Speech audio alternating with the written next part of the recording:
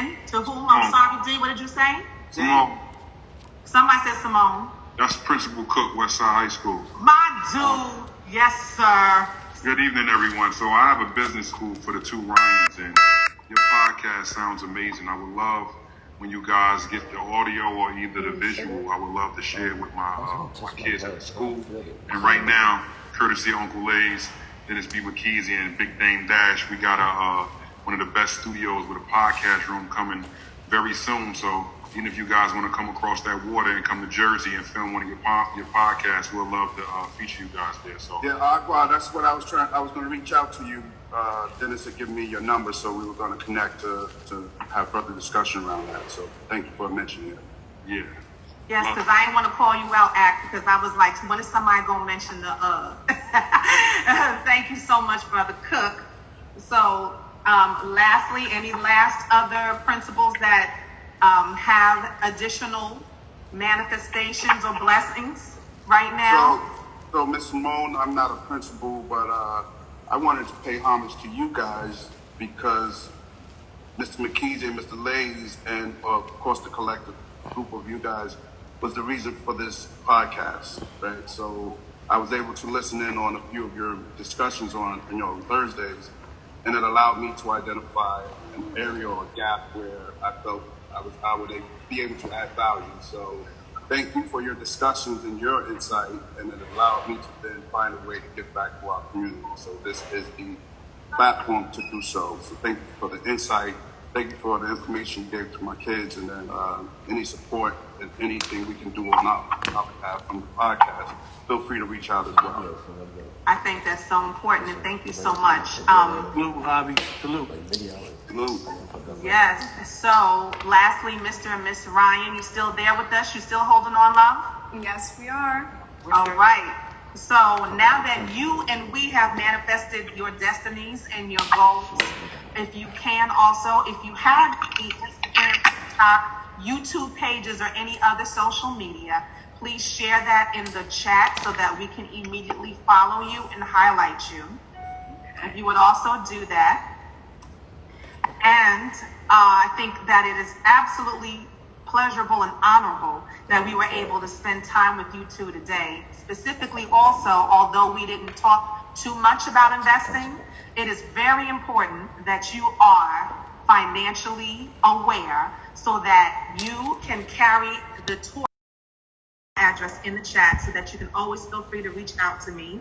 Because if I don't know the answer, I'm going to find you the answer, because they do call me the connector. I want to say hello to Dane. Is he on now? Because I was looking for him. I've been on. All right. But you've been on. You ain't saying nothing to me. You normally cut me off, my big brother. How you doing? How y'all doing? I just want to say, I want to introduce you to Mr. Ryan and Miss Ryan. They both have high dreams. They both have said that they are actors and actresses. They said they are hardworking. They said that they are ambitious. Mr. Ryan is 16. Mr. Ryan is 15. They both exhibit high levels of humility, and they are eager in order to get this work started, as well as we have manifested their goals, blessed them with some information of how they can get in contact with us so that we can begin blessing them with roles, etc. But now that you are here, I'm going to leave the big OG stuff up to you. So thank you, Dane. How you doing?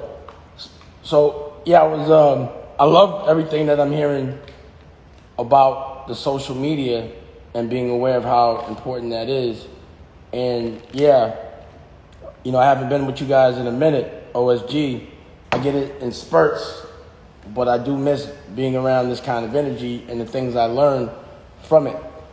And in the break, we've done a lot. We're chipping away at the dream, but it's getting there. The things that we've done, like I finally got to actually shake Dennis's hand in Wyoming for the first time. And then I got to actually see him again in LA. And each time was productive and funny as hell.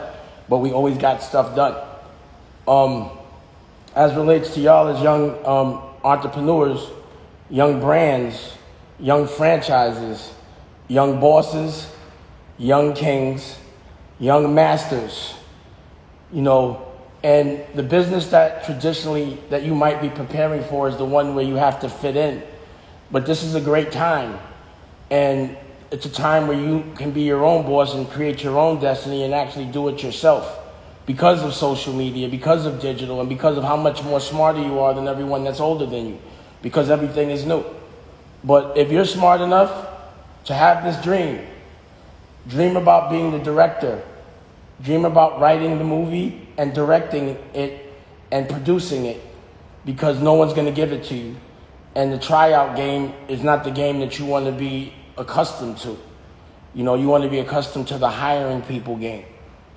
You know, the doing it yourself game. You owning it yourself and you working when you want game. And you buying and hiring whoever you want and buying what you want for your family. And you can do that really easy right now. And if you're family to OSG, then that means automatically you're my family. So, you know, I consider myself the dream catcher. You know, I give opportunities. If people capitalize, they have my distribution. So I can show you hand to hand, like right now. Because the reason why I was a little late was because I was just having a conversation with my DP who thinks he's doing production so he could do the skim. And, you know, I'm looking at my inventory and I'm like, yo, I own everything that you're trying to get me to rent. Why? And then I looked at the budget and I was able to break it down and say, I don't need this, I don't need that. Why do I need this? It actually took $10,000 a day off my budget just now, just because I paid attention and I know, and if I didn't, he would have been robbing me. I even know his agenda. I'm like, yo, I'm independent. How you going to try to charge me like I'm corporate? And we've been working. This is the talk you're going to have because people will always try to take, especially to those that always giving. So understand this. I will teach you the craft. And when you make something, I would make sure it's distributed. I'll make sure it's seen. I'll make sure it gets the cosign. And it's easy from here. You know, I consider myself the plug for your dreams if you really want it. And you can ask Dennis. Every person, like not everyone has taken advantage of that. But the people that have, I've spoken to them, young DJ, every week. We follow through. And he's actually made something out of nothing. He made his own movie, and he's going hand to hand in the middle of, he caught COVID making the movie, and now he's out pitching the DVDs, and he's making money. And I'm going to put it on my platform. The same platform that's right next to Kanye's. You know? So, again, it's great that you guys want to learn, because most people don't even want to learn. So make sure you give yourself kudos for that. But understand that because you learned it so young, you're about to be a teacher. You know, get prepared for that. And have that confidence to know you could do it yourself. Because I did it myself. I'm first generation. It's not that difficult when you really look at it. But the give me game, I don't like. I like to be able to say, yo, I did this, I sell this, and then you like it or not, it's done. My dreams have come true. And I usually profit from that. And big shout out to everybody on OSG. I missed y'all. I missed y'all yelling at me and giving me a hard time. I appreciate it. No doubt, Dane. Well, I can continue yelling at you if you would like. I don't mind. We got the babies here today. We want to make sure that we are in excellence for them. So I just want to say thank you just for speaking with us. I'm just doing a quick time check and being respectful of everybody's time, as well as sending it back over to the real moderator host, just in case if he has any final words for the both of you, as well as any of us, with regards to being supportive of Mr. Ryan and Miss Ryan. So thank you for putting me on the spot as usual, D. And thank you so much, everybody, for listening and participating. Now back to you, sir. Absolutely. Thank you, Simone. Listen, Ryan and Ryan, I had a conversation with y'all a week ago, right? And did I not tell you all many of the things that you heard today? Yes, you did. All right. And could you all imagine that these are principles in the room with you? Like, these are principles. These are not, because most of us don't see it. And that was one of the things that Dane has always said, is that he's never seen principles that have swag, that have fun, educators who have fun and have a good time and just really understand young people. And that's my biggest thing here with OSG. It's always going to be about the kids. I don't care what anybody says. I don't care who's in the room. The moment it stops being about kids, it's going to stop being. There's no need for them being on here. All right? So I'm glad you all came on. Feel free to stick around for a few more minutes. But I obviously got a chance to see how impressive you all are a week ago, and now everybody else gets to see it. So keep up the fantastic work. Keep us posted on what's going on in fundamentals. And I know that you guys are definitely moving in the right direction when it comes to entrepreneurship and reaching your goals. All right? Thank you so much for having us, and thank you for all the prayers. Pleasure. Well, y'all, one of the things that I wanted to discuss today is kind of in alignment to why I wanted Ryan to come on first was, when we talk about, one of the stressful situations that we're all embarking on right now, many of us, is reopening of schools. And one of the things that reopening the schools, why it became such an issue for me, wasn't because we were opening schools, but because of where we were opening schools at. In New York City, we clearly know that statistics show that many of the communities in which we work in are the hardest hit when it comes to COVID. And we're the ones being sent back to the building. And so what I did want to do really, really quick, it's a quick 4-minute video to kind of break the monotony of the conversation. But I want us to actually listen and watch how things were in April and tell me where we are now and ask the question, and I'll ask the young people this question too, whether or not we are really in a position to open up schools. All right, so just give me a minute to just share the screen with you. Just a quick video that I want us to look into. I want you to think about what they're asking you. What are they asking you to do in September? Because these young people depend on us. But I also think that we got to use some intelligence, because some of the things that we are going to hear today are things that basically they told us was a problem back in April. And as long as as long as I've been watching and keeping abreast of what's going on with this information when it comes to COVID, at the end of the day, the things aren't getting better in our communities. They may be getting better in New York City, but they're not getting better in our communities. So let's just take a quick moment, just a little bit more than 4 minutes. I just want you to just listen, and I want to have a discussion thereafter. Those numbers take your breath away. They really do.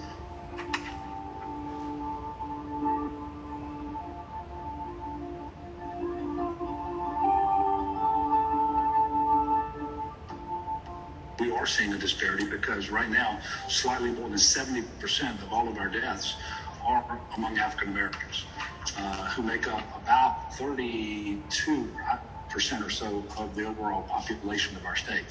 So obviously this is a big disparity, and we're going to try to figure out what that is attributable to and what we can do about that as quickly as possible. Milwaukee's population for African Americans is about 47%.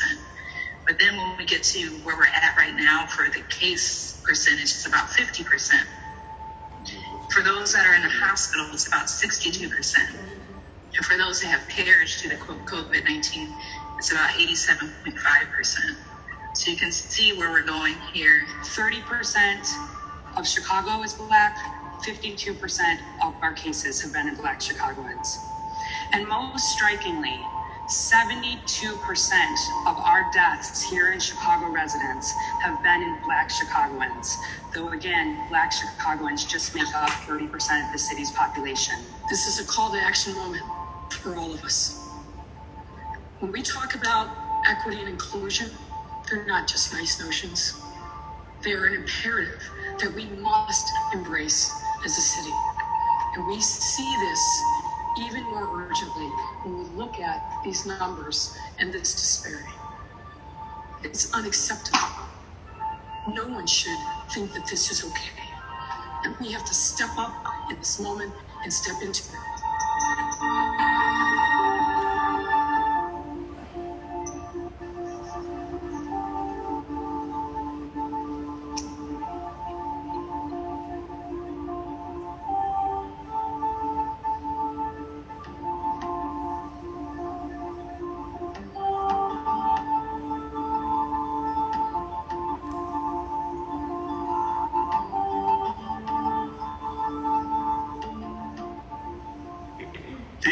disease is affecting people disproportionately in lower income communities, in communities that have had more health problems historically, and in communities of color.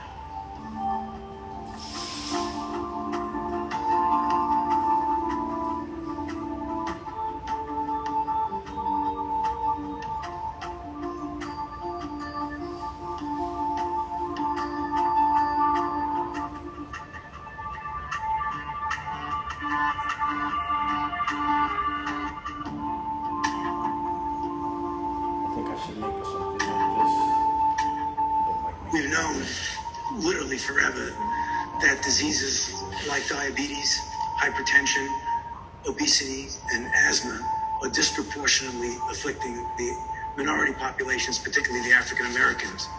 Unfortunately, when you look at the predisposing conditions that lead to a bad outcome with coronavirus, the things that get people into ICUs that are unfortunately disproportionately prevalent in the African American population. And I thought he should collect a lot more data and make it mandatory, the collection of data nationally on those African Americans who are contracting the disease and dying at a much higher rate than other folks.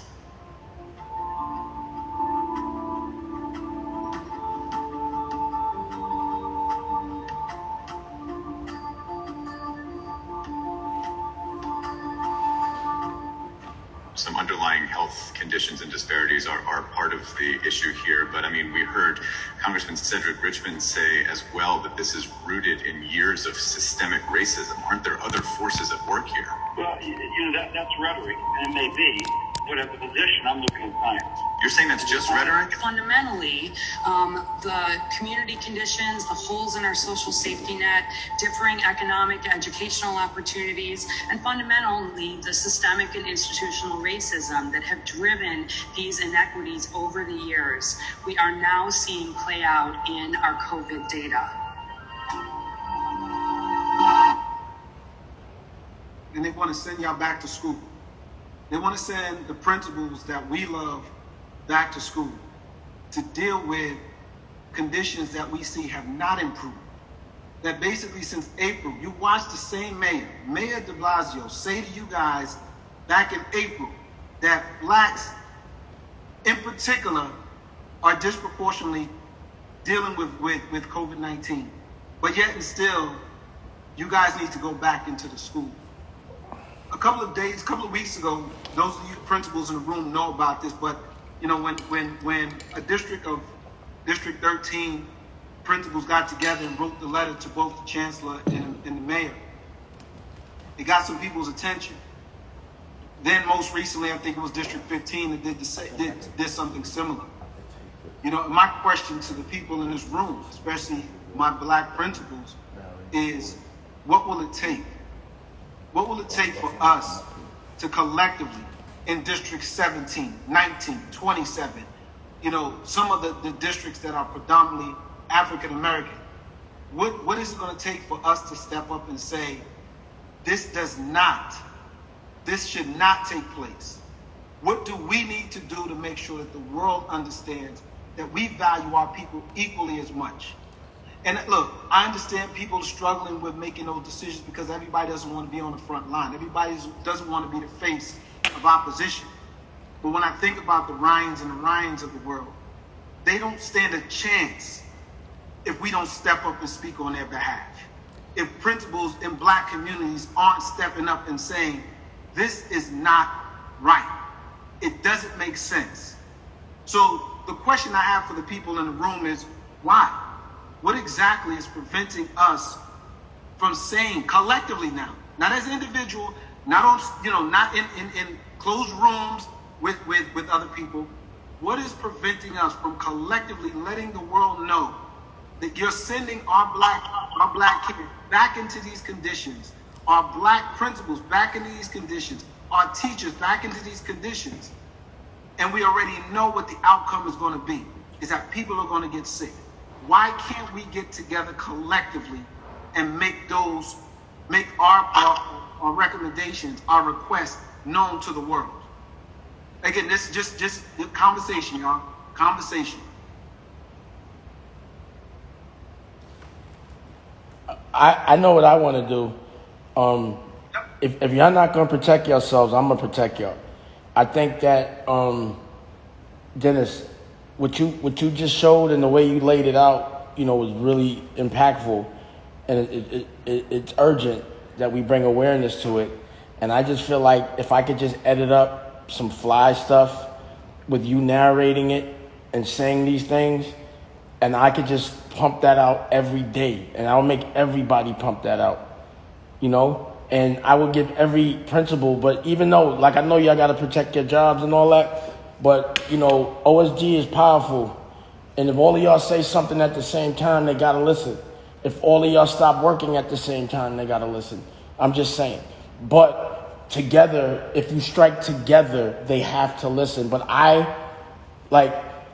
if you give me this information, I'll pump it out every day. I'll put an editor on it. I'll make it look cool.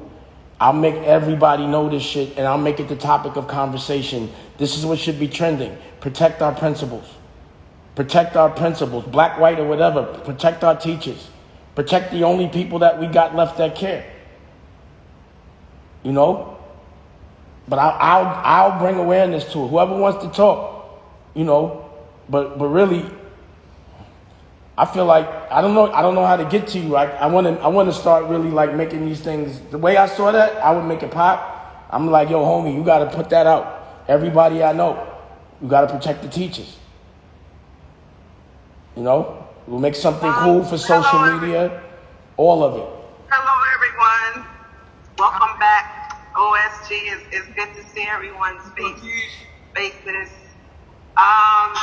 So Dennis and I did have this discussion the other day, and even prior to us having the conversation, it obviously did bother me. I am a fighter, if you will. I'm the rebel in District 17. But like I said to Dennis, it has to be done collectively. And so as a result of our conversation, I do have a scheduled phone call with the district rep for District 17, and we are working on putting something together for our district. We know that District 17 in particular, we definitely have a high STH population, and we're not prepared to take care of our children properly. And I've never had anxiety in my life, and the thought of going back into the school building knowing that our children don't have what they need is really and truly filling me with anxiety. But just so you know, we are prepared to do something as far as District 17 is concerned, because we do have a very high African American population. We have a high poverty district, and as I said, we're also saturated with students in temporary housing. So our most neediest children and families, their needs are just being overlooked. I don't care what they put out in the media, but the children are not the priority. The children are not first. The health and welfare of the children is just, it's not important to other people. So this is a beginning. I'll definitely keep you posted. But as I said, and the funny thing is, when I saw the letter from District 15, I sent it to my district rep because I love things like that, right? And I was like, so what are we going to do? And then he did send out an email to, there's 32 schools in my district. He did send the email out to everyone, just kind of trying to get an idea of what folks were thinking. And so I called him this morning to say, okay, so like what's the next step? And he said I was the only principal out of 32 principals that called him. But nevertheless, he does have the CEC for District 17 on board, because they reached out to him as well, because they want to represent the parents, and collectively they want to do something. So just the fact that he had at least one person on board, which was me, he was like, okay, listen, let's talk later on. let's draft something and we're just going to send it out to everyone and everyone has to sign it. And that's it. We go from there. So I will keep you posted as far as our progress is concerned. Thanks, Keish. Like, you know, that means something, because again, you and I just had that conversation a couple of days ago, and I know, you know, my struggle with this is, Dane may not say it to y'all, but I had a conversation with Dane not long ago, and last week, as a matter of fact, and he was pretty shaken up by the fact that some of you all that he sees on Thursdays, and sometimes even more than that, are going back into these very difficult situations. And, you know, as he told me, he said, what would hurt him the most is if he ever heard of any of you all who's part of OSG ever getting sick or dying from this disease or from this virus. And I'm telling you that because if he doesn't tell you, I'm telling you, I've seen it in his face. And then for him to tell me, like, that's something, that means something. When somebody like Dane Dash takes what you all, takes your well-being into that kind of consideration, where I think some of you are not even considering your well-being. I know you're dealing with the anxieties. I know that. But it's a problem when we realize what us going back into the building is going to be like. You know, Johnny or Rashid or Tamika or whoever else in the school who got in trouble on a regular basis, if they got into a fight, they ain't leaving their mask on.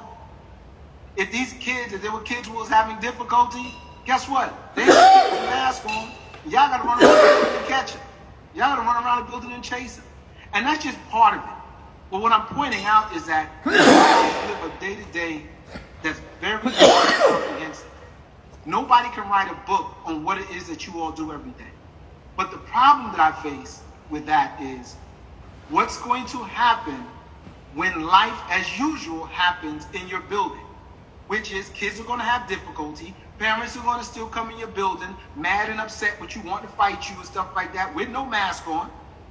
You're going to have teachers that are coming to school who basically feel like, you know what, I got to be at work. I got to be at work. And they basically drag themselves to work sick. These are things that you're going to have to deal with on a regular basis. Listen, I don't mind fighting and losing. I don't mind fighting the best fight and losing. But one thing that can happen is that we can't not fight. Because when I think of the Ryans and the Jaylens and the Xavier who wasn't able to join us today, when I see these young people, many of you have these same type of young people in your school. And we got to speak up. If we're not speaking up for nobody else, let's speak up for them. Us going into the building is us setting them up for some kind of issue that is going to have a lasting effect on not only them, their families, but the community as a whole. So what I want us to think about is the reason as to why. Why are we not organizing ourselves to say this does not work? I don't believe that this is the best thing for us as people going into communities that are plagued with these type of diseases and these type of viruses. And on top of that, we know from diabetes, hypertension, obesity, all those things that are pre-existing conditions, our communities suffer from those things. So what makes us think that us walking back into those buildings is a safe thing, or something that doesn't require us to stand up and speak on it?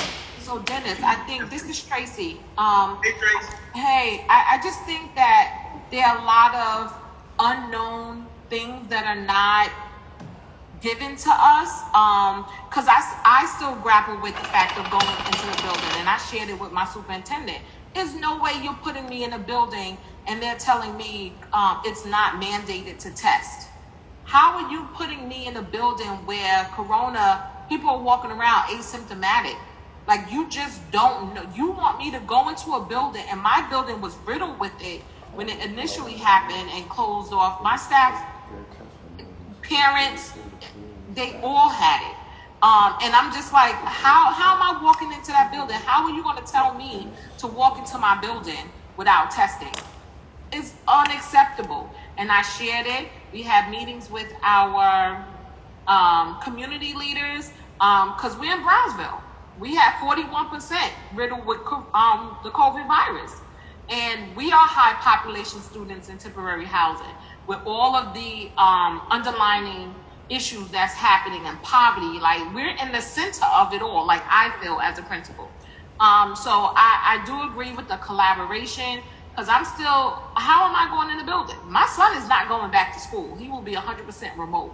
I don't have time to be playing with his life and my life at the same time.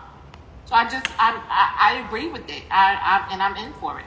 Hey, Dennis. Yes, sir. You know, as I'm hearing it and I'm thinking, I'm like, you know, you guys are teachers. You're principals. You're not soldiers. You know, y'all haven't been programmed to fight. Y'all been programmed to teach. But now you're in a situation where you now have to be like, you have to actually fear for your life. And that's scary to me. Like, I'm literally scared for you. Because you know why? In my life, I lost Aaliyah. I lost my mother. Everything that can happen happens. I always feel that pain. I always feel it. I don't want to feel it. You know, if it's like 1 out of 100 people get it, right? It's 100 principals that we be talking to. So one person is going to get it. I send him articles. Every school that opened up shut back down the next day. Why even do this? You know? And I'm thinking of, all right, I'm not going to sit here and complain. What I'm going to do? I'm not expecting y'all to do nothing. I'm going to do something. You know? And even, it's hip-hop's responsibility, right? Like, even if it's like, if I got to sit in the class with a kid, or I got to get a rapper to sit in the class, meaning a viral class, they'll do it right now. You know? It's just, we got to help each other. But I think in coming with the, like, yo, we not going, here's a solution that can help. But I think, just tell me, I'll say it. I'll speak for you. I promise. And I'll get other people to speak for you. I just need to know the facts. Because y'all not programmed for this. This isn't what y'all do. You know? Y'all shouldn't have to go through this. This is like, you know, during the break, I had to call Dennis emergently to help me out in Wyoming. Because a creative had things to deal with that they don't usually deal with. So they called me to deal with it. And I called Dennis. And I called the senator, and I called a bunch of other people. He let me do my thing. You know, it's just not what he does. That's not how he does it. But I'll do that work, and I'll bring awareness to it. I just need to know the facts. You know, I got my editor looking at this live right now, because I'm going to make something very cool, and I'm going to put it out. And it's going to be accountability, because once you're conscious, the problem is people don't understand this problem. They're putting this one to the side. And we're not going to let them put this to the side, because y'all the only ones that really care. Like, I've been around a lot of people. Y'all the only people that really sit around and say, how do we help the kids? To the extent that y'all risking your lives. So just help me, just write it. Just whatever you want to say, even if you say it anonymously, just give it. Wondering why you're not fighting. And Dennis, I understand everything you're saying, but you're a different breed, bro. You broke away and you fought. So that's what our job is, I think. To fight. No doubt. You know what I'm saying? No doubt. No doubt. And you know, Dame, I got Pastor Leo Colon in the room, who's also struggled, and he was stricken with coronavirus himself. Pastor Colon, you in the room? I am indeed. Thank you for joining us, Pastor. Good afternoon to every one of you guys, man. You guys are generals. You guys are amazing cats, man. I just wanted to say, even on this topic, it seems to me that a lot of people who are making these decisions to go back into school and go back into regular life have never been impacted by this. And I think that's really interesting. And people are making decisions based on what they don't know. There's no way in the world that we can promise teachers, principals, parents, kids that nothing will happen to them. But when something happens to them, you will absolutely understand the meaning of helplessness. For real, man. I was in ICU for about 5 days behind this. You talk about April. I got out of the hospital about early April. I couldn't breathe. Was it no money can buy a breath? No doctor could get me a breath. My lungs are still damaged behind this. And these people are acting like it's not a big deal. This is a big deal. Not only the sickness and having to be there, but your loved ones not being able to support you. Because here's the thing, my wife could not come out the house to go to the ambulance with me. My wife could not come to the hospital to see about me. The best she can do was FaceTime me.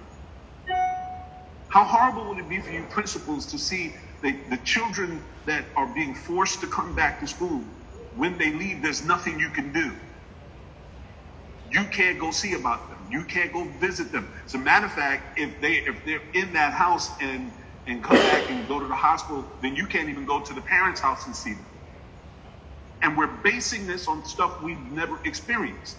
Now, you guys are talking about schools opening. I don't know the particulars of that. I know I'm dealing with issues of opening my church and all that kind of stuff. I'm not opening my church until we get a handle on this. The reason why is because I was in the ICU there. The reason why, the young lady talked, I think it was Tracy, talked about the anxiety. I thought I was going to die every minute because you can't breathe. And it makes no sense listening to people who ain't been through nothing. Many of them probably their loved ones never been through anything, and they're making these kind of decisions like it's going to be okay. When somebody you love end up in the hospital, somebody going to get pissed. And this is not cool. This is not cool. And then to ask you guys to come in and risk your life based on what they don't know, I think it's cruel and unusual. I absolutely do. And know that I'm praying for you. I'm praying for you. And I absolutely do believe, Dennis, that what you're doing is right. And I think, fight needs to be had. Because here's the thing, when you're on the ICU bed, the only way you can fight for your life is to breathe. And understand, COVID is something they don't have a treatment for. When I'm in the hospital, nobody's treating me for COVID. They're just trying to keep my lungs working. Okay? You go into ICU, this is something a lot of people are not telling you. I found this out from the doctors. When you go into ICU because they believe they have to ventilate you. But once they ventilate you, the mortality rate is upwards of 90%. What I'm saying is 9 out of 10 people that are getting ventilated are dying. Don't ventilate me. And you can't guarantee that these principals are not going to get infected. You can't guarantee that the kids are not going to get infected. I heard one person on the news program say, without COVID, normatively, many of our schools are cesspools of germs. And you're going to bring kids into this now? There's something wrong with this dynamic. And quite frankly, you guys are the ones that have the ability to speak out and say, forget what's going on with regard to administration. I'm just not going. Because your lives are more important than somebody else's comfort level based on what they don't know. Half of these people are not even scientists. So y'all can't go back. Y'all can't. I thank you for sharing that. Y'all can't go back. Y'all can't go back. Absolutely. Y'all can't go back. Absolutely. Don't go back. I mean, and Damon, it's oddly enough, I can tell y'all, as a principal who did what he did with a cape on every day, I can tell you right now, I would be one of those people who would walk back into the building. Don't do it. And that's just me telling you that for whatever reason, I feel compelled to be there. My kids got to be there. And if the kids, if they're saying that people got to be in the building to protect the kids or got to receive the kids, somebody got to do it. Would I be the one? I wouldn't even mind being the only one in the building. But what couldn't happen is that a parent drops their kid off at that school and there's no adult there. So it's one of those things where I can understand a person who's stuck between a rock and a hard place. But it wouldn't be me making that decision because I'm worried about my job. I would be doing it exclusively because I would be worrying about the kid that I know is going to get dropped off regardless. We already know that with some of the schedules that you all have put together, you know that there's going to be parents like, you know that these kids go to school 2 days this week and 3 days next week, or this week on and this week off.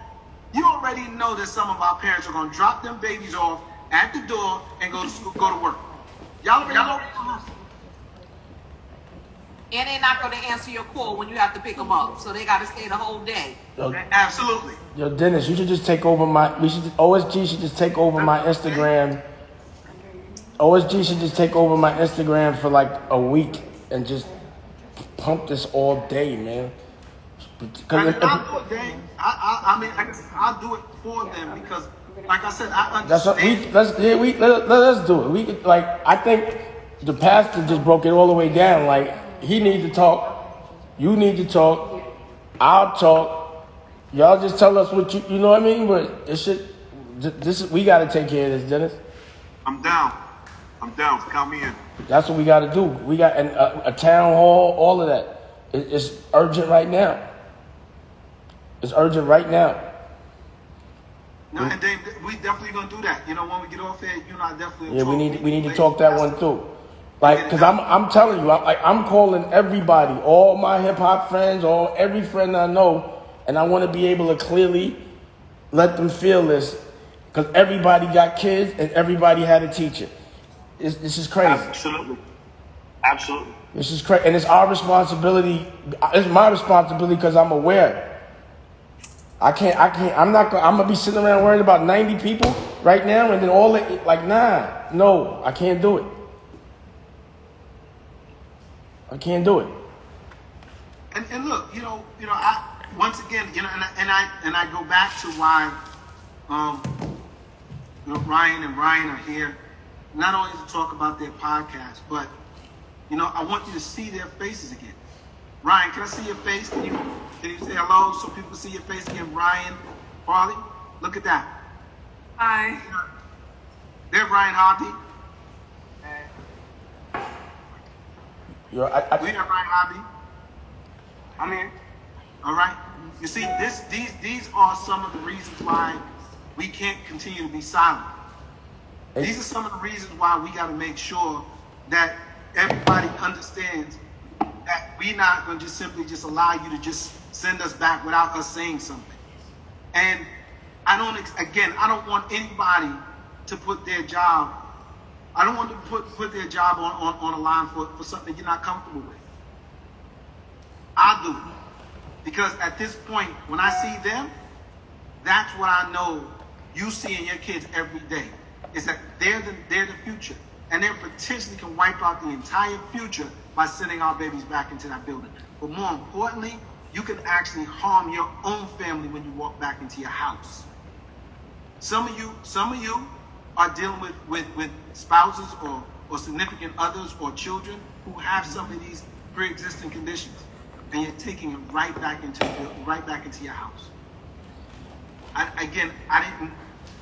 almost was reluctant to have this conversation because it can get solemn at times, but we don't have any more time. Most of you in New York City got to go back to school in the next couple of weeks. Now we got to do. I think Jersey has wised up. Newark, New Jersey has wised up and say, you know what? Now, nope, we doing remote learning for a whole semester. We ain't going back to school. Hey, Dennis, and Kyle. Hey, Dennis, I think you and I should do a press run and talk about this real fast. Whenever you're ready, baby. Nah, let's put it together because this is I want to take this OSG thing for a test drive real fast because this is urgent. New York City is the only large city left in the entire country that still has a plan to open. So it was a number of us, it was Miami and Texas and California and Florida and Georgia. All of them, including Chicago, the last two standing was Chicago and New York City. And then a couple of weeks ago, Chicago decided, nope, full remote.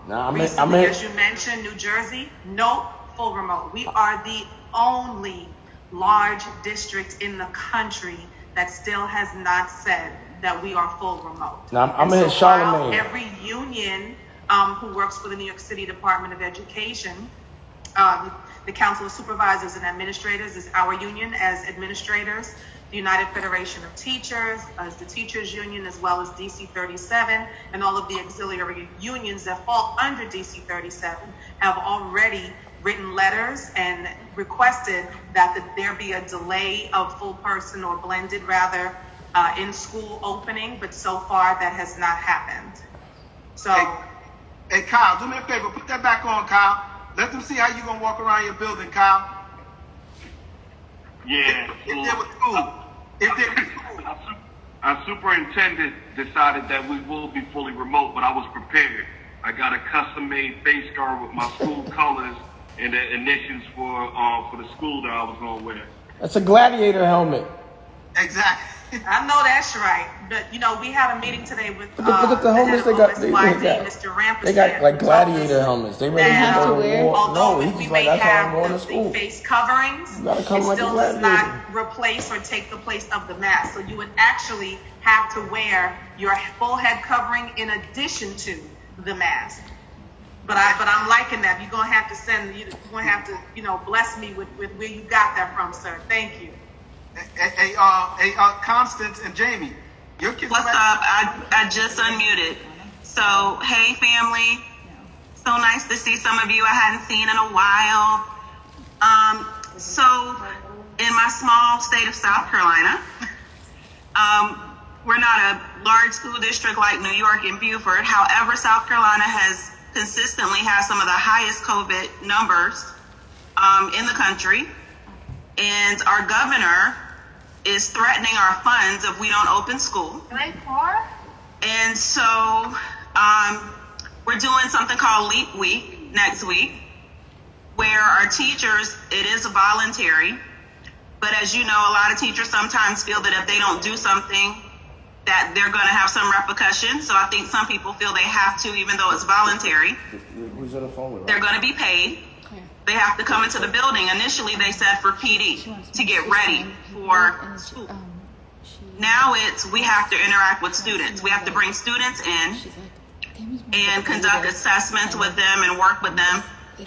That's required now. So next week, we're going to have, if they all show up, not every day, but over 5 days, we'll have 200 students at least come through our building to work with us in our school. And it does scare me. Obviously as a leader, I'm trying to protect my staff, but I'm not God.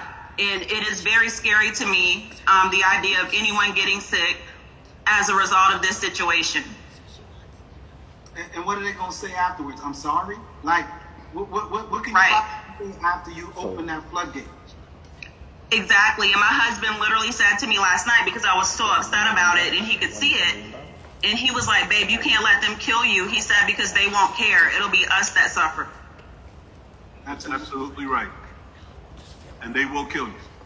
And then turn around and go, well, we got to keep moving. Being in that bed is the loneliest thing. People are getting informed that their loved ones died because they can't be there. This is how insane this thing is. This COVID-19 is insidious. And we're playing around, people are getting informed that their loved one died. They died 3 days ago because some of them, when I was in the hospital, you had people in the hallway because they didn't have enough ICU rooms.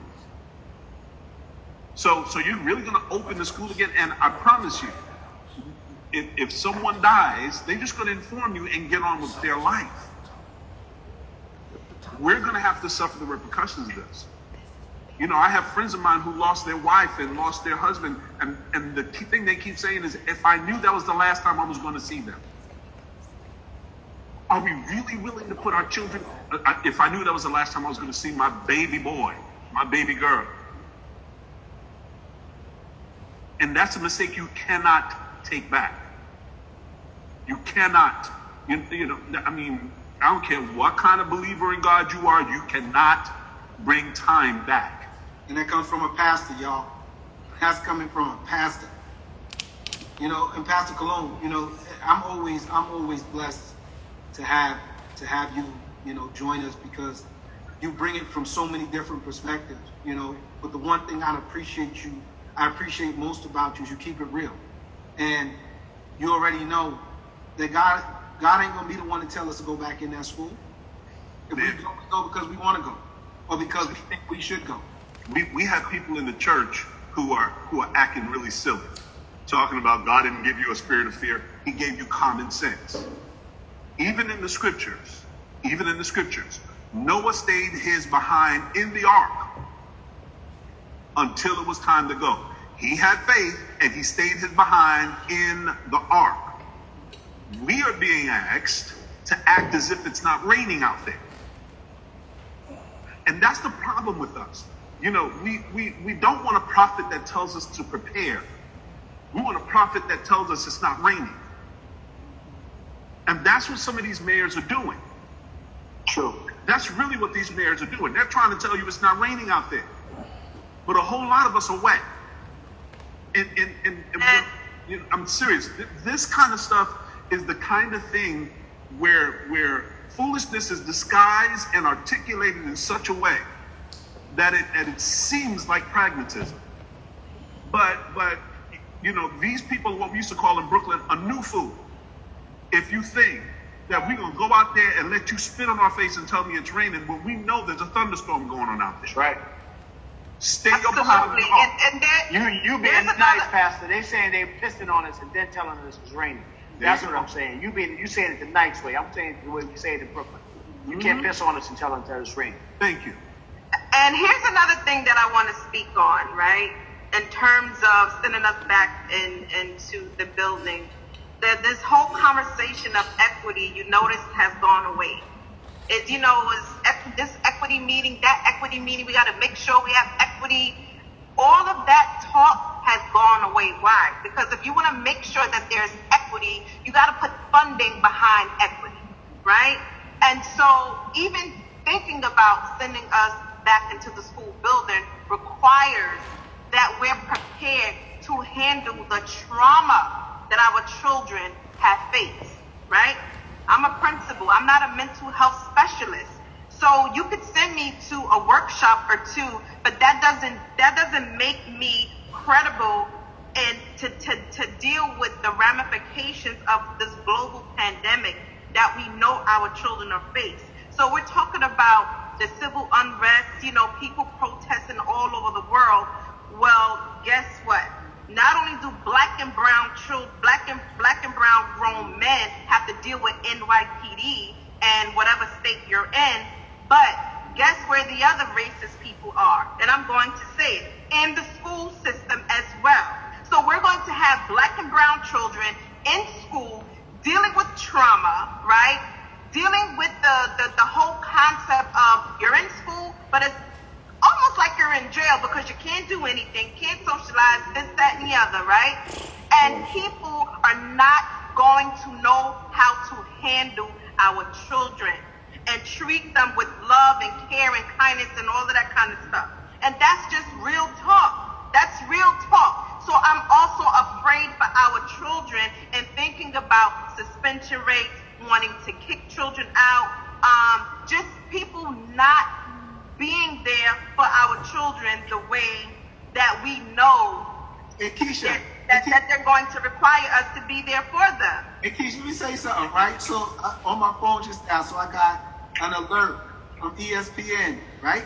That they just postponed the Mets and the Yankees game. Mets and the Yankees game because of positive coronavirus tests. You're going to cancel a baseball game where no fans are in the first place. There's no fans in the stadium.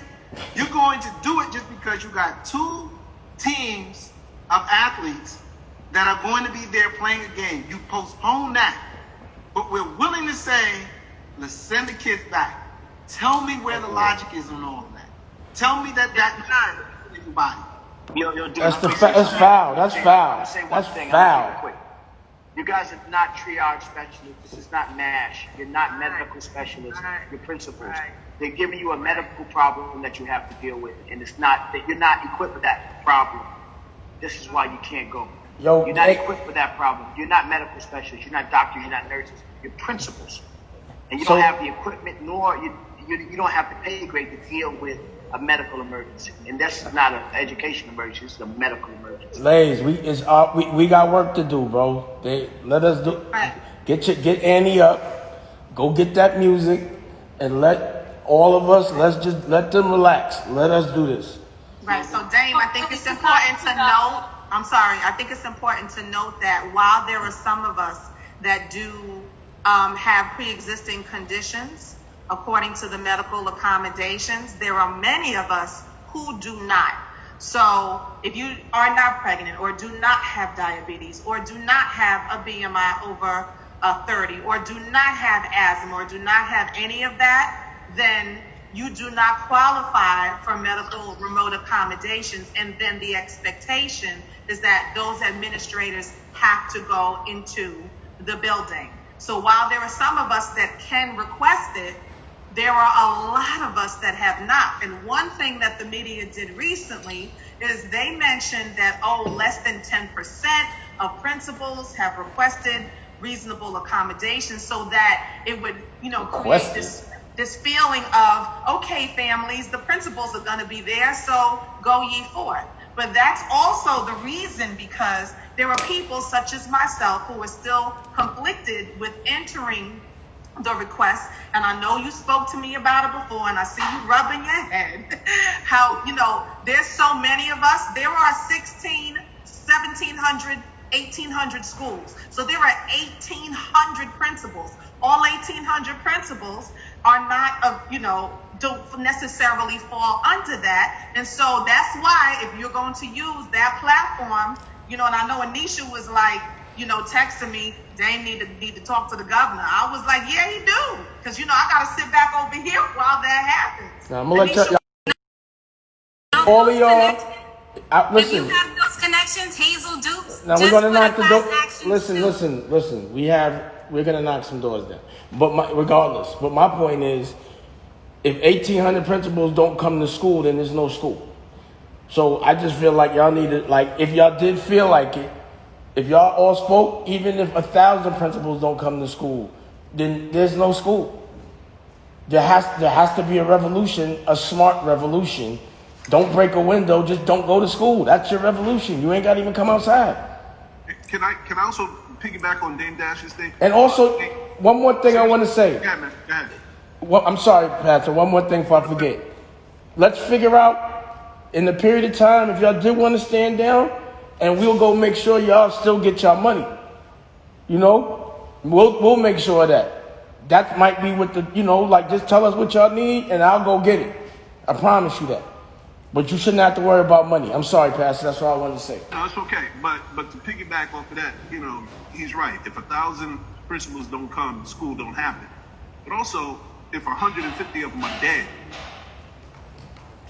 school ain't gonna happen. If you sit there and 150 of them are in ICU behind opening up, it ain't gonna happen. My thing is, if we know this is probable and or plausible, why in the world are we doing that? It's logical. Thank you.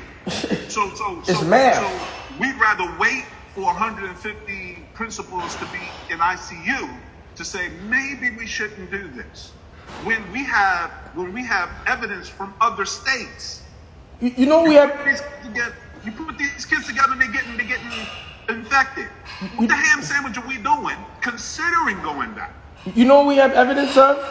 Dennis, you could go back to every single week and you saying everything that was going to happen, happened. Like a fortune teller, even though it was logic, we was like, we all know they're going to say school's opening, and then they're going to open, the kids going to get sick. Then what are we going to do? Remote school's not working. What's it going to look like in a year? Every single thing he said happened has happened, including this conversation. We knew we was going to have this conversation. And it's documented. So we already telling what more future we got to tell. Somebody's going to get hit if y'all go to school. Somebody's going to get sick. We got the plan. You know what I'm saying, Dane? We'll get out there as much as possible. And again, the one thing that won't be said is that me, OSG as a whole, we turned a blind eye to it. You got what I'm saying? Like, just as Dane, you all know how I feel about y'all in this room. And I don't want to see anybody hurt. I don't want to see anybody injured. I don't want to see anybody get sick. I don't want to see anybody pass away because we didn't do enough. Like I said, the worst thing we could do is to feel that anxiety and do nothing about it. All I'm telling you is, it's weird, something that I saw earlier that my son posted. And this young lady, my son posted this early on his Instagram. They arrested this lady. Her name is Mary. Seniors for Breonna. These seniors was on the lawn. You go check the lawyer who they want to actually get out there and arrest these guys. The police, rather than anybody go arrest the police, they come and arrest them. Now here's the problem. They're 70, 80, 90 years old, and they're still out there fighting for us. Who are we not to fight for them? Who are we to not fight for the young people? Who are we not to fight for the grandparents that they got to go home to? This is an actual photo that was taken today. Check it. Go on my son's Instagram. This is a picture of just happened today, and they arrested her for basically protesting. That's crazy. All I'm saying, y'all, is the worst thing we can do is do nothing. We can continue to post, arrest Breonna's, the killers of Breonna Taylor. We can keep doing that. We can keep talking about how dangerous it is to go back into the schools, or we can do something about it.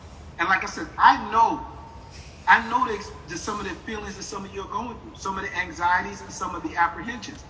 That's why Dane is saying, you know what, Dane, let's do what we got to do. When he called me a couple of weeks ago to jump on that plane to come to Wyoming, it wasn't even a second thought. It wasn't a second thought. You know why? Because I knew something needed to be done as it relates to Kanye. Period. And Dame has continued to say, as long as OSG is part of my family, there's nothing that y'all are going to need that I won't provide for y'all, that I won't give you support with. So the reason why I want you all to see this is because, again, I want you all to see the Ryans and the the Jalen's and the Xaviers and understand why I'm fighting this fight. So I don't want to belabor the point, but what I am saying is I have an OSG Instagram page that's going to go live tomorrow. It's called the Official OSG. The Official OSG is going live tomorrow. And I'm going to put everything that we can as it relates to OSG on that. But then I'm also going to do my best to try to get on Dane Dash, get stuff on Dane Dash's platform. We're going to try to get it on as many people's platforms as possible. I'm going to try to go live with Dame as much as possible so that we can have this conversation openly. Please, if there's anything that needs to be said, send it to me in the text. And I will make sure to say it. Because it means the world to me that we don't sit back and destroy what's left of our future. I want to see Ryans and Jalen's and Xavier's. I want to see them in the positions that we're in right now. And say, you know what? I was part of a meeting where I saw some amazing leaders stand up on our behalf. So guess what I'm going to do? I'm going to stand up on behalf of the people that I'm responsible for. So I definitely, I feel your thing. Let's just get to work, bro. You already know what we got to do. Yeah. I'm going to say one more thing, and I'm done with it. I can't hear you, Dane. I'm going to just say one more thing, and I'm done with it. When Aaliyah got on that plane, I told her don't get on that plane. And when anybody tells me, like, yo, what do you regret in life? I said, I should have been an asshole that day.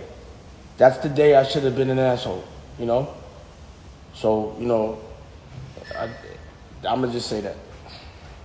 Yeah, guys, this is imperative because, although I'm not in the education system, I am in finance, and I want you guys to take into consideration, ultimately, this is about the bag, right? These politicians and people that are making these decisions don't really care about the education system. They care about the bottom line, the money, right? So I know budget cuts, if the kids don't go back to school, principals don't go back to school, budget cuts happen, people don't get their money. So ultimately, it's about the bag. So keep that and take that into consideration also. So this is why this is happening, because once the budget cuts happen, they're not giving the money back at in a later time. It's not happening. So this is why they're sending these kids back to school. How you doing? My name is Shango Blake. Excuse me for being late. I just came from another meeting. How you doing, my brother? Hey, Shango. Hey, how are you? How you doing? I just want to say what the brother just said is so important. I've been talking to a lot of parents about returning to school. And I've been saying wait before you use your children or allow them to use your children as a social experiment, to be guinea pigs in a social experiment. Just because the schools are opening up does not mean that children have to go to the school. You know, I would take 2 weeks. I would sit back and wait and see what happens from a scientific standpoint in terms of, you know, does it spike, does it not spike? But the comment about the bag is true because the schools opening up is connected to a financial incentive from the federal government. I represent about 300 Black educators. It's a group of us called Black Influencers United, and we are beginning to organize collectively around the same thing that you're talking about, Brother Dennis. Not being silent, raising our voice on behalf of our children. You know, serving Black educators, influencing others, impacting Black children is what our work is about. So there is some, you know, whatever you guys are doing, we would love to connect with you, build that relationship so that we can present a united front around the very issues that you're bringing up. I love that, Dr. Shango. Really appreciate that, and we will. We, you know, I saw. I think I got you. You got to me on Facebook. Yes. My information with you. I think that there's also a combined text message from a few months ago between the three of us, but we'll figure that out before, because I'm sure that Shango probably want to yell at me now anyway. But thank you for making it, Dr. Yes, because Simone beats me up when I don't text her. So there you go. Yes, we know that, Dr. Shango. We know that. You beat everybody up when she don't get the Yes, but if I can just do another plug for Be United. One thing that Dr. Shango didn't mention is that there's also going to be a, if you want to talk about the conference, and even with that and just having all of us together, because blending those two worlds again is something that will be very powerful for all of us, because of course it's about numbers. The difference with BU is that you don't necessarily have to work for the New York City Department of Education. This is a global, or right now national, structure that we do have a good number of national educators that have come together, of course, for the support and purpose for Black and brown children, but also to stand as a united front so that we ensure that topics such as this are heard, and that we come in and have conversations, just not in singletons, but in numbers. So a couple of years ago, I always call it the secret meeting. There was a meeting that Dr. Blake was able to organize with legislators, including the chancellor, that was held, I believe, at Medgar Evers College, in order to begin some of the conversations about supports and systems, not just for our children. Before, the conversation about equity and access was so apropos today, but it was people such as Dr. Blake that were able to begin those conversations and put it in the ear, and to ensure that that maintained a charge at the central level. And so I think it's important that we still follow up. And if Dr. Blake, if you can put the link for BU in the chat so that people can go and visit it, as well as if you want to sign up for the conference, which is coming up very shortly. I think together, having OSG as well as BU together will create a larger forum so that we ensure that we're also protected. Good stuff, Simone. Good stuff. I don't want to. I mean, as I said, I think that this is a conversation. Unfortunately, we can have all night, and I think what's really, if I want to leave or put a pin in it right now, is that we will organize something in the next day or two, to whether it's going to be on social media, whoever social media is going to be. We'll make sure that everybody is aware of it. And so if there's anybody who wants us to say something on their behalf without, and without using your name, I'm fine with that. But we got work to do, and we're going to get it done. And I don't want to, there's three things I want to do before we close out of here. I want Ryan Farley, Ryan Hobby to say their last words, and then I'm going to ask Pastor to close us out. So I just want to thank everyone for welcoming us and listening to what we have to say about our podcast. And it was so amazing to, listen to all of you and listen to your plans. And I hope that, everything works out and that you guys don't have to put yourselves in danger, because you guys are prioritizing the kids over yourself. And I think that's really amazing. And I'm really glad that I got to come and listen in and be able to talk to you guys. Thank you so much.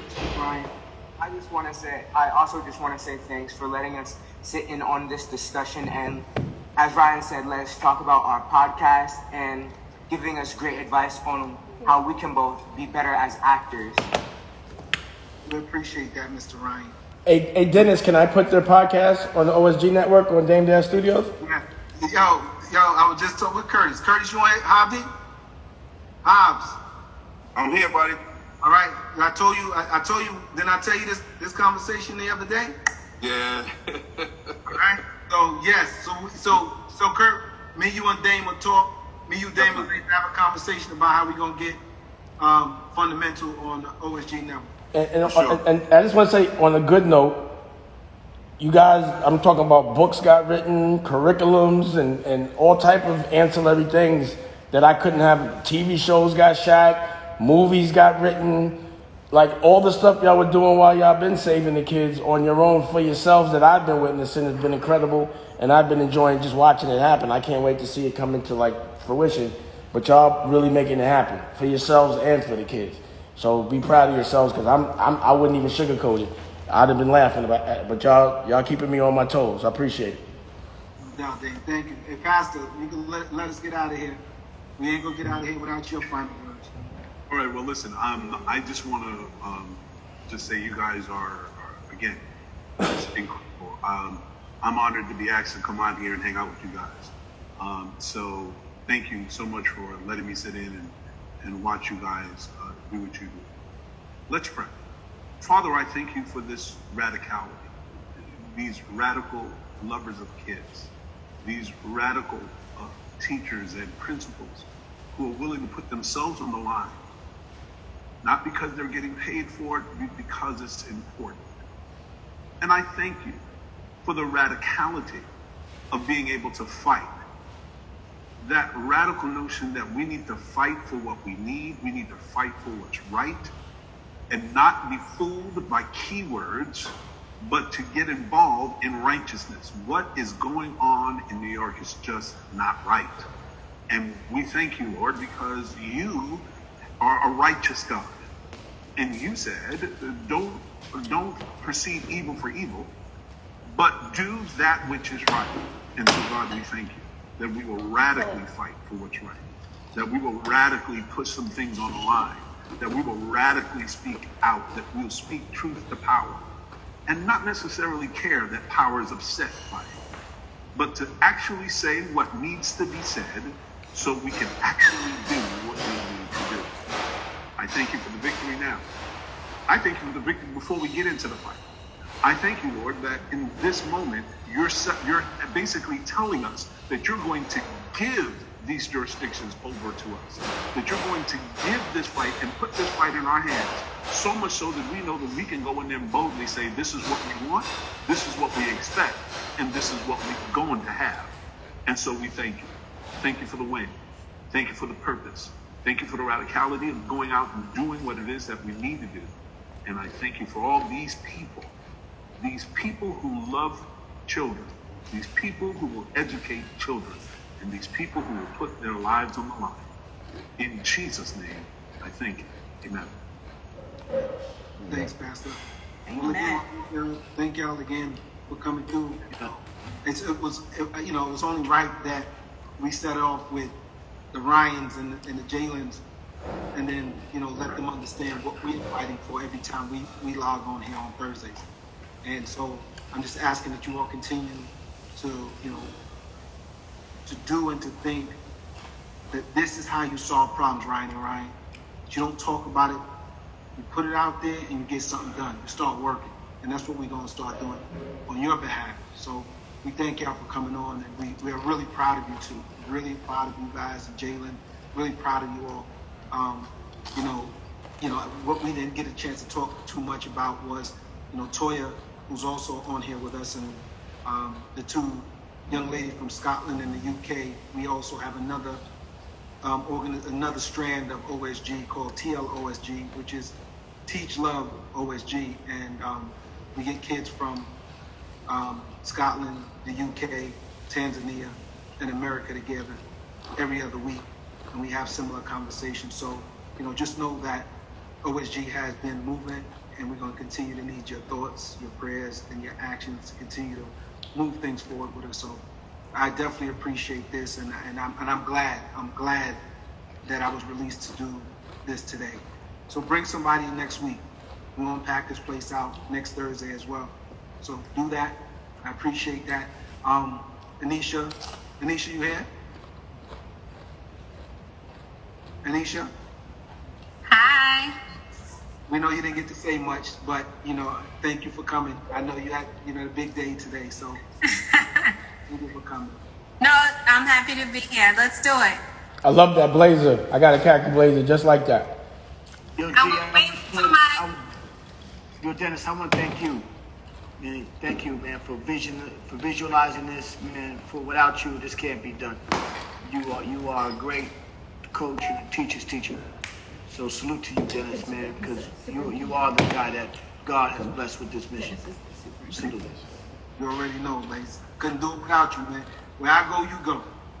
So let's do it. Oh yeah, we go. But Simone, listen, you already my co-host now. I already got it all mapped out now. You are the co-host of OSG with me, starting this week. So next week, be ready. You're not in the secret. I didn't warn you. You can't be in the secret crew unless you play golf. Oh. Thank you for coming. Mary, you all right over there, Mary Jones? Or Marie Jones? It's Marie, right? And we about that fight. That's all we know how to do. Listen, the word of the day is class action suit. I know that's right. That's what it's about. Class action suit. It just was filed yesterday. Now they can push on it. I like that khaki jacket. With the glasses, though, and the pearls. That's what we got. So I ain't in no class action. No, he ain't in that. He gonna go smash. That's my guy right there. I'm always glad to see my man. But when he ain't talking, I know he thinking. Dennis, you see my shirt? Where that? I finally got my shirt. I see that. Listen, I brought it to you. You forgot it? Yeah, I'm just wearing it to represent. All day, every day. Thank you, Trey. I just want to say, I said it in June, but I don't got a shirt here. But I'm just saying. I'm just saying. Straight up August right now, I ain't got a shirt yet. Pastor, you got COVID. I was staying away from you. Look